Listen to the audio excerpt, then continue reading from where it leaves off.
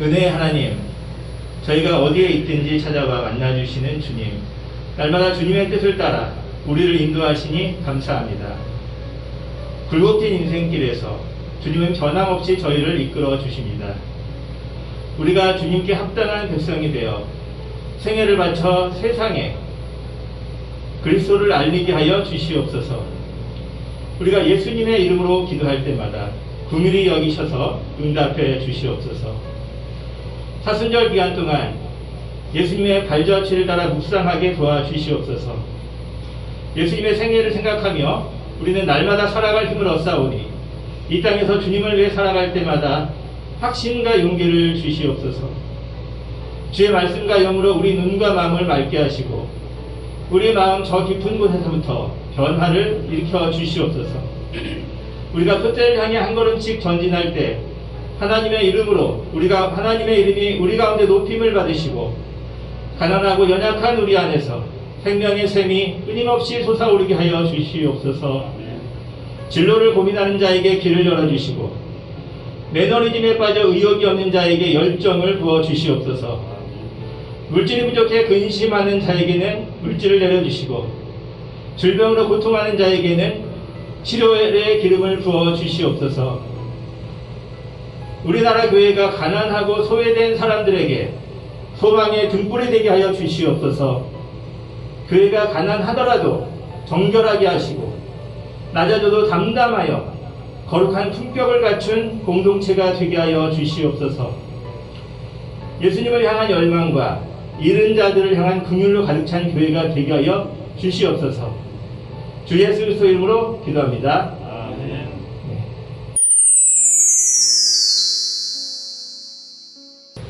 하나님 말씀은 요한복음 1장 1절과 14절 두 절 읽도록 하겠습니다. 하나님 말씀은 요한복음 1장 1절과 14절입니다. 네, 요한복음 1장 1절 먼저 읽겠습니다. 시작. 태초에 말씀이 되시니라. 이 말씀이 하나님과 함께 계셨으니 이 말씀은 곧 하나님이시니라. 말씀이 육신이 되어 우리 가운데 거하심에 우리가 그의 영광을 보니 아버지의 독생자의 영광이요 은혜와 진리가 충만하더라. 아멘. 네, 오늘은 인간에게 오신 하나님이라는 제목으로 하나님 말씀 증가하도록 하겠습니다. 지금의 교회 절기로는 사순절인데 사순절은 뭐냐면은 영어로는 렌트라고 합니다. 관사 없이 그냥 렌트라고 쓰는데 뭐 자동차 렌트한다 그 렌트가 아니에요. 사순절이라는 단어입니다. 부활절 전에 40일을 가리키는데 주일은 개수에서 빼요. 그래서 정확하게는 46일입니다. 사순절 기간 동안에 주일이 6번 있는데 주일을 빼는 이유는 옛날에는 이 사순절 기간 동안에 금식과 고행을 하는 분들이 많았어요. 그래서 너무 고행과 금식을 하다 보니까 쇠약해지고 지치고 심지어 죽는 분도 있었어요. 그래서 주일날은 금식 금지 기간입니다. 교회에 왔을 때 밥을 먹고 즐겨라. 그래서 금식 금지의 기간이 6번 있어요. 그래서 사순절 40일 기간 동안에 6번 주일이 있습니다. 46일을 사순절이라고 합니다. 교회의 절기가 크게 부활절과 성탄절인데 그 앞 기간에 절기가 2개 있어요. 부활절 전은 사순절, 성탄절 전은 백양절이라고 합니다. 사순절은 예수님이 고난받고 죽으시고 부활하는 과정을 되짚어보는 기간입니다. 이 기간에는 내가 무엇을 믿는지, 내가 아는 게 무엇인지 확인하는 기간입니다. 교회에 다니시면 기독교를 믿는다고 할 수가 있죠. 기독교인이죠. 하지만 익숙한 것일수록 어렴풋이 아는 경우가 많아요. 교회를 많이 다녀도 교회에서 어깨너머로 혹은 어렴풋이 설교를 들은 것만 있지 정확하게 내가 뭘 믿는지 무엇을 믿어야 하는지 모를 수가 있어요. 이미 알고 계신 분들이 많겠지만 기초를 충실히 하는 것은 언제나 유익합니다. 독습한다는 의미로 들어주시기 바랍니다. 기독교는 하나님을 믿는 종교라고 여러분이 알고 계시잖아요. 근데 엄밀하게 말하면은 이렇게 말하면은 좀 부족해요. 정확하지가 않아요. 왜냐하면 성경에 기록된 하나님을 믿는 종교는 유대교도 있고요, 이슬람교도 있어요. 그 외에 다른 종교 중에서도 성경에 기록된 하나님을 믿는 종교가 있어요. 기독교만 하나님을 믿는 종교가 아니에요. 기독교는 성경에 기록된 하나님을 믿지만 예수 그리스도를 통해서 믿는 종교가 기독교입니다.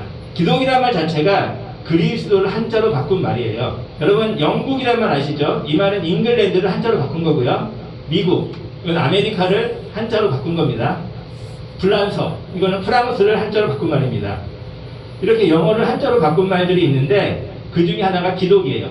기독은 그리스도를 한자로 바꾼 말입니다. 그래서 기독교라는 용어 자체가 하나님보다 그리스도를 앞세우고 있잖아요. 그래서 기독교는 예수님을 믿는 종교다. 그래서 예수님을 통해서 하나님을 믿는다. 이게 기독교입니다. 단순히 신을 믿는다. 이렇게 말하지 않고 하나님을 믿는다. 이렇게 말하면 기독교냐? 그게 아니라는 거죠. 예수님을 믿고 그 예수님을 통해서 하나님을 믿는 종교가 기독교입니다. 그래서 기독교는 왜 예수님을 통해서만 하나님을 믿어야 한다고 얘기하는지 살펴보도록 하겠습니다. 세 가지를 살펴볼 건데요. 첫 번째는 예수님이 하나님이라고 기독교는 믿기 때문에 그렇습니다. 오늘 본문이 말하는 내용이 바로 그건데요. 예수님이 하나님이라는 내용이에요. 오늘 본문 1장 1절 한번 볼게요. 다시 한번 읽어보겠습니다. 시작. 태초에 말씀이 계시니라. 이 말씀이 하나님과 함께 계셨으니 이 말씀은 곧 하나님이시니라. 네, 주보 왼쪽 아래에 있습니다. 네, 말씀은 예수님을 비유한 말이에요. 이 말씀이 하나님과 함께 있었고 이 말씀이 하나님이다. 이렇게 말하고 있죠. 그러니까 예수님은 하나님이다 라고 말하고 있습니다. 하나님의 인간의 모습으로 왔다는 말은 좋게 말하면 신비하고 나쁘게 말하면 믿기 어려운 말이죠. 근데 성경은 무조건 이것을 믿으라고 하지 않아요. 성경에는 복음서라는 게 4권이 있어요. 마태, 마가, 누가, 요한이라는 복음서가 있는데 이건 뭐냐면 4사람이 예수님이라는 사람을 관찰한 책이에요. 4명이 예수님이라는 사람을 관찰을 했어요. 이 사람은 어떤 사람인가? 그래서 4명의 시각으로 예수님을 관찰하고 썼어요. 이게 복음서예요. 그러니까 지금 카메라로 제가 찍고 있는데 카메라 4대로 찍는 거예요. 3D죠. 그런데 이 4대의 카메라로 예수님이라는 사람을 관찰하고 이 사람이 누군가를 연구해 봤더니 이 사람은 하나님이었다. 그게 바로 이 복음서의 결론입니다. 요한복음은 이 요한이라는 사람이 관찰한 내용이에요. 요한이라는 사람이 예수님을 만났고 제자가 됐는데 이 요한이라는 사람이 예수님을 쭉 관찰하고 보니까 이 사람은 보통 사람이 아니에요. 뿐만 아니라 하나님이다. 이런 결론에 도달하게 됐어요. 그래서 여러분은 이 요한복음을 읽을 때 이 요한이 어떻게 해서 그런 결론에 도달했는가를 생각하면서 읽으셔야 돼요. 그냥 교회에 다니면 하나님 믿고 예수님 믿는 거지 이렇게 생각하시면 안 돼요. 성경은 주로 2가일식 구조로 기록되어 있어요. 여러분 2가일식 구조가 뭐죠? 결론이 앞에 나와요. 요새 글들은 보니까 우리나라도 옛날에 결론이 뒤에 나오던 거에서 앞으로 나오는 걸로 다 바뀌고 있더라고요. 이 성경이 원래 2가일식 구조예요. 앞에 결론을 써버려요. 자, 1장 1절 보세요. 예수님은 하나님이다. 이렇게 말하고 있잖아요. 이게 결론이에요. 영화로 치면 뭐죠? 스포일러. 결론을 다 말해버려요. 네. 안 봐도 다 결말을 알 수 있다. 이게 바로 성경의 구조예요. 그래서 성경은 앞부분의 결론을 말해주고 요약을 해줘요. 그리고 자세한 설명은 뒤에 해줍니다. 요한복음을 읽어나가면서 이 구조를 읽으시면 되고요. 요한복음의 주제는 예수님이 하나님이다. 이거를 1장 1절에서 알려주고 있어요. 제가 서울에 전에 신대원에서 강의를 드리러 갔을 때 김밥집에 들어갔어요. 김밥집에서 찬송가를 틀어놨어요. 그러면서 아주머니가 아주 은혜롭게 계셨는데 얘기를 좀 나누게 됐는데 자기는 돈 벌려고 하는 게 아니다. 그러시면서 교회를 다니면서 많은 은혜를 받았다고 하시더라고요. 그런데 제가 마음에 한 가지 짚히는 게 있어서 그분한테 여쭤봤어요. 혹시 예수님을 인격적으로 만나셨습니까?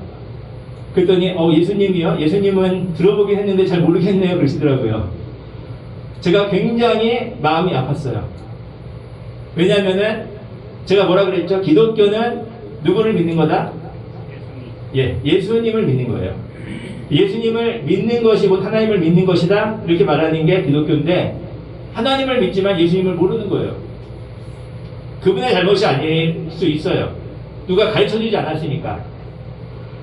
그냥 교회 다니면서 하나님을 믿고 또 그분이 여러 가지 꿈도 꾸고 신비 체험을 했다고 하시는데 그런 신비 체험을 하는 게 기독교가 아니라 예수님을 인격적으로 만나는 게 기독교예요. 근데 그걸 안 가르쳐 준 거죠. 그래서 안타까웠어요. 근데 이거는 제가 혼자 할 수 있는 일은 아니에요. 우리 먼저 예수님을 만난 그리스도인들이 다 같이 해야 될 일이에요.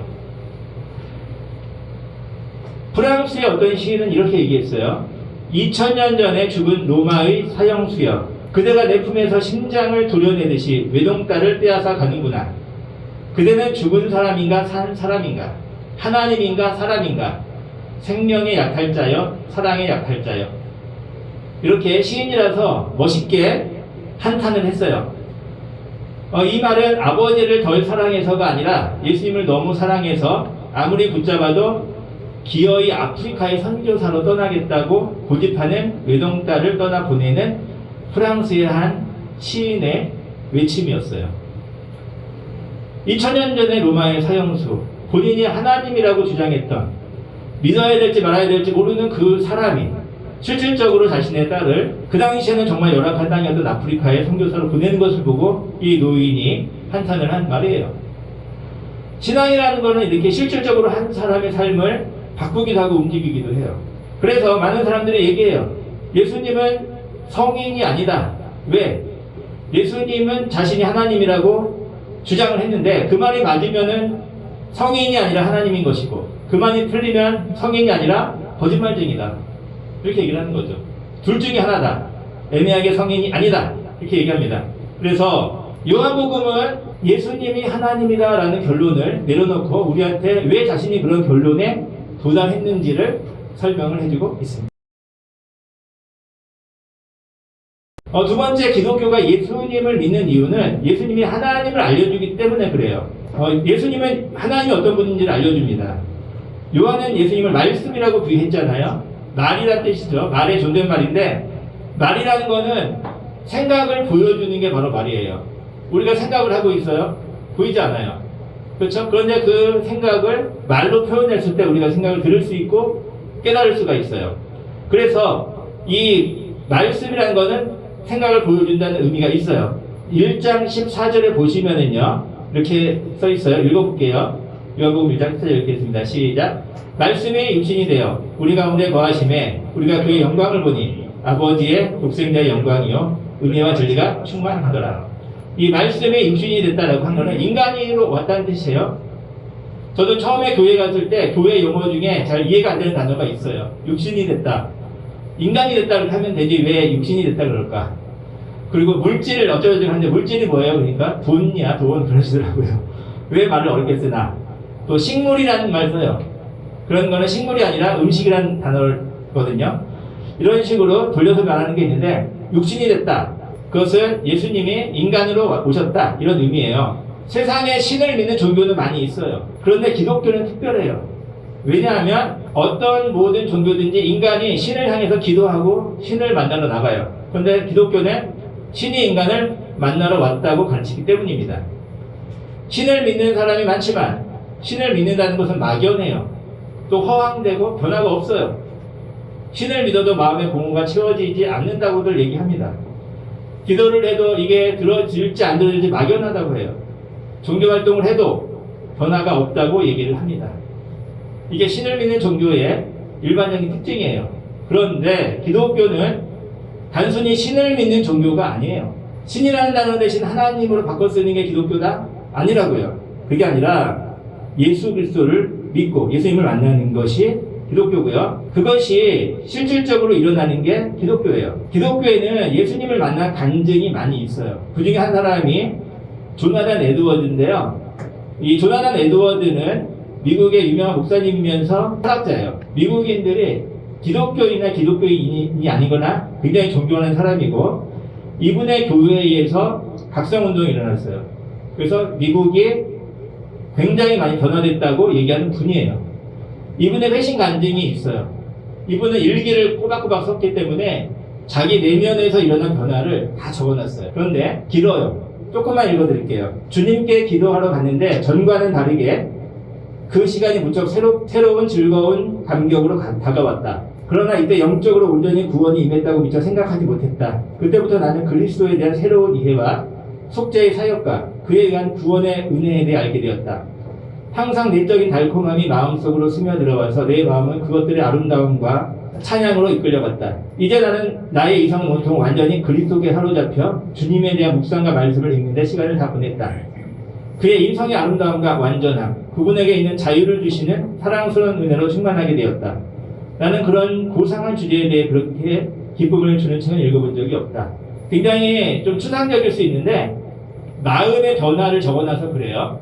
이 사람이 교회를 꾸준히 다녔어요. 기도도 정기적으로 했는데 어느 날 기도하러 갔을 때 새로운 종류의 감격이 다가왔고 그게 마음 깊은 곳까지 스며들었다. 그런 내용을 얘기하고 있는 거예요. 일본에 우치무라 간조라는 기독교인이 있어요. 이 사람도 회심기를 썼거든요. 굉장히 감동적으로 제가 읽은 기억이 나는데 이 우치무라 간조는 일본에서도 굉장히 독특한 사람이에요. 왜냐하면 일본에서는 기독교인이든 불교인이든 뛰어넘지 못하는 존재가 있어요. 그게 뭐냐면 천황이에요. 천황에 대해서는 뭐라고 말하면 안 돼요. 일본은. 천황에 대해서는 아무런 비난을 안 하고 천황에 대해서는 거의 신이기 때문에 일본 사람들은 아무런 터치를 안 해요. 근데 이 우찌무라 간조는 이 천황을 반대했어요. 비난한 거죠. 우상 숭배다. 천황을 섬긴 건 우상 숭배다라고 얘기했어요. 언제요? 일제시대 때 얘기했어요. 우리나라 일제시대 때.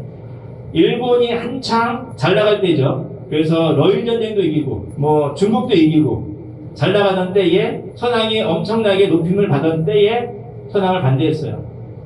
뿐만 아니라 고맙게도 이 우찌무라 간조는 일본이 우리나라를 침략할 때마다 반대했어요. 한국 침략하지 말아라. 이거 일본이 잘못하는 거다. 이렇게 반대를 했어요. 우리나라 입장에서는 굉장히 고맙죠. 근데 일본 사람들은 굉장히 미워했어요. 그래서 반역자 배신자로 낙인을 찍었는데 완전히 그 일본에서는 공공의 적이에요. 민족의 반역자, 일본이 잘 나가는 거를 못마땅해 여기는 삐딱한 사람, 이렇게 낙인 찍힌 사람이 우찌무라 간조였는데 놀라운 반전이 일어나요. 뭐냐면 일본이 2차 세계대전에서 패해가지고 폐허가 되잖아요. 그랬는데 이 우찌무라 간조의 제자들이 있어요. 많지는 않았어요. 소수의 제자들이 있었는데 이 소수의 제자들이 일본의 수상과 장관에 대거 등용이 돼요. 그러면서 전쟁 이후에 일본을 다시 발전시키는 데 큰 역할을 합니다. 굉장히 소수였는데도 불구하고 엄청난 영향력을 끼쳤어요. 그래서 이 우찌무라 간조가 재평가를 받았어요. 여러분 재평가 아시죠? 재평가? 나중에 높게 평가받는 거예요. 그 당시에는 우찌무라 간조, 못된 놈, 민족의 반역자 이런 식으로 사람들이 비난했는데 지나고 나니까 우찌무라 간조 말이 다 맞는 거예요. 그래서 소수의 각성된 사람들이 우찌무라 간조를 많이 따랐어요. 우리나라에도 있었습니다. 그리고 이 우찌무라 간조의 소수의 제자들이 일본을 바로 세우는 데 큰 역할을 했고요. 지금도 아주 극소수지만 일본의 양심으로 남아있어요. 세 번째, 기독교가 예수님을 믿는 이유는 예수님의 은혜와 진리이기 때문에 그래요. 은혜와 진리라는 거는 다른 말로 표현하면은 용서와 정의라고 말할 수가 있어요. 상반되는 요소를 창조적으로 결합한 것. 그것이 예수님 안에서 가능하기 때문에 우리는 예수님을 믿어요. 예를 들어 볼게요. 요새 학교 폭력 문제가 많이 이슈가 되더라고요. 저는 자세히 보지 못했습니다. 시간이 없어서 자세히 읽지 않았는데 그 학교 폭력이 이슈가 되고 연예인 중에서 유명해진 사람은 좀 나쁜 짓 한 사람은 떨리겠어요. 옛날에 피해자들이 자꾸 폭로를 하니까. 그런데 용서라는 말 있잖아요. 용서해라. 용서라는 말은 좋은 말이에요. 하지만 이거는 가해자한테 좋은 거잖아요. 피해자는 용서하라 그러면 어때요? 기분 나쁘죠. 내가 맞았고 내가 피해를 입었는데 용서까지 해야 돼? 이건 말도 안 되잖아. 이렇게 얘기할 수 있습니다. 재판장의 입장에서도 용서 판결 내리는 거 쉽죠. 그러나 정의라는 게 있잖아요. 정의를 지켜야죠. 그래서 용서는 쉬운 것 같지만 또 어려워요. 그렇다고 또 용서를 안 하는 사회가 되면 그것도 문제입니다. 용서를 할 수도 없고 안 할 수도 없고 정의를 지킬 수도 없고 안 지킬 수도 없는 게 우리의 고민이죠. 하나님이 인간의 죄를 용서하실 때도 이런 고민이 있는 거예요. 하나님은 하나님이니까 용서하면 되는 거 아닙니까? 그렇지 않다고요. 자체 모순에 빠져요. 여러분도 여러분의 정체성에 대해서 생각해야 되는데 내가 어떤 나쁜 짓을 한다 이런 거는 내 정체성이 그렇게 되어지는 거예요. 누가 하지 말라고 해서 안 하는 거 그게 아니에요. 내가 그런 사람이 되는 거예요. 학생 중에서는 욕을 하는 학생들도 많아요. 근데 나는 착한 사람인데 가끔 욕을 하는 사람이다 이렇게 생각을 해요. 근데 그게 아니라 그럴 수도 있지만 욕을 너무 많이 하게 되면 그 욕 많이 하는 게 나와 분리되는 게 아니라 바로 나잖아요. 그렇죠? 정체성. 이 정체성이 되어져요. 그런 게. 정의를 무너뜨리는 것, 그것이 하나님의 정체성이 될 수가 없어요. 그래서 하나님은 함부로 용서할 수가 없는 겁니다. 용서의 문제는 하나님의 완전하신과 인간의 반항, 하나님의 본성과 우리의 본성 사이의 충돌이에요. 하나님은 우리를 사랑하시지만 거룩한 사랑을 하세요. 그냥 사랑이 아닙니다. 죄인을 동정하면서도 그들의 죄를 맹렬하게 싫어하시는 그런 사랑이 하나님의 사랑인 거예요. 이런 모순이 있다는 거죠. 이 모순을 해결하신 분이 바로 예수님이에요. 예수님은 이 땅에 오셔서 십자가에서 고난을 받고 죽으셨어요. 이건 뭐예요? 죄인들이 받아야 할 죄를 대신 받았다. 이게 기독교의 교리 아니에요? 이 방법이 뭐냐면 죄를 용서하는데 대가를 자신이 받은 거예요. 누군가 대가를 치러야 돼요. 그래야 정의가 세워지니까. 근데 그것을 자신이 받으셨다. 그래서 용서도 하고 정의도 세웠다. 이 상반되는 두 가지의 요소의 결합, 이게 바로 예수님 안에서 이루어졌는데 이것이 은혜와 진리의 의미인 거예요. 우리는 항상 두 가지 상반적인 요소 때문에 고민을 해요. 굉장히 실천력이 좋은 사람은 거칠 수가 있어요. 섬세하고 배려심 많은 사람은 침략할 수가 있어요. 잘 나가는 사람은 교만할 수가 있다는 거죠. 잘 못 나가는 사람은 겸손하지만 적극적이지 못할 수가 있어요. 이런 상반되는 요소가 우리 안에서 창조적으로 결합되어야 하는데 그렇지 못해서 우리가 고민이죠. 예수님은 이런 것보다 더 큰 상반되는 요소를 결합하셨어요. 은혜와 진리, 용서와 사랑, 용서와 정의가 예수님 안에서 하나가 됐다는 말이죠. 그래서 예수님은 이 인간 사회의 모순을 해결할 분입니다. 예수님은 많은 기적을 일으켰다고 주장하지만 로마군에 의해서 십자가 사형에 처해졌어요. 제자들도 흩어졌습니다. 이런 종교는 없어요. 유교, 불교, 이슬람교등 모든 종교가 탁월한 교주가 있었고 이 탁월한 교주가 많은 사람을 모으고 많은 재산을 모으고 큰 세력을 이루어 놓고 죽었어요. 그래서 똑똑한 후계자가 그 종교를 더 발전시켰어요. 이게 일반적인 종교의 발전 과정이에요. 근데 기독교는 정반대예요. 예수님이 돌아가셨을 때 제자들은 흩어졌어요. 돈도 세력도 아무도 없었어요. 로마라고 하는 지금의 미국과 러시아와 일본과 중국을 합친 것보다 더 강력한 종교가 기독교를 탄압. 기독교가 어떻게 세계적인 종교를 발전할 수가 있겠어요? 있을 수 없는 일이에요. 프랑크 모리슨이라는 언론인이 기자가 예수님을 믿는 건 사기다. 예수님의 부활은 거짓말이다라는 사실을 밝히기 위해서 연구했어요. 그리고 책을 썼는데 누가 돌을 옮겼는가라는 책이에요. 이 책에서 그 사람은 자기는 처음에 예수님의 부활이 거짓말이라는 걸 밝히는 건 쉬울 줄 알았대요. 근데 연구를 해보니까 이게 어려운 거예요. 왜? 제가 지금 말씀드린 것과 마찬가지죠. 모든 종교가 거꾸로예요. 로마의 사형수, 제자들도 뿔뿔이 흩어졌던 종교.